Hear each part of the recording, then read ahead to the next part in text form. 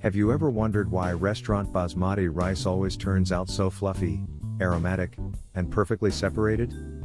It's not magic, it's method. And once you understand the secrets behind this iconic South Asian staple, you'll never go back to mushy, sticky rice again. Basmati rice is more than just a side dish, it's a tradition, an experience, and the perfect companion to everything from creamy buttered chicken to tangy lentil dal. Native to the Indian subcontinent, this long grain rice is prized for its delicate fragrance and light, airy texture when cooked correctly. But achieving that signature fluffiness requires a bit of know-how, a touch of patience, and a respect for the grain. Let's start with the basics.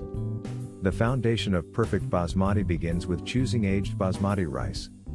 Older grains tend to be drier and firmer, allowing them to absorb water more gradually, resulting in less breakage and better texture. You'll notice the difference right away in both aroma and consistency. Next comes the essential, yet often skipped, step, rinsing. Always rinse the rice until the water runs clear. This removes excess surface starch, which is what causes clumping. For even better results, soak the rice for 20 to 30 minutes. This step gives the grains a head start in hydration, leading to more even cooking and that signature elongation. Now to the actual cooking. South Asian tradition leans into two methods, the absorption method and the draining method. For the absorption method, use a ratio of 1 cup of rice to 1.5 to 1.75 cups of water.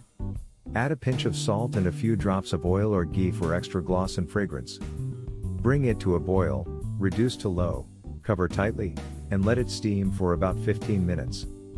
Then, rest it off heat for another 5 minutes before fluffing. The draining method, often used in Indian households, involves boiling rice in a large pot of water, like pasta, and then draining once the grains are about 90% cooked. It's forgiving and yields exceptionally light grains, especially in large batches.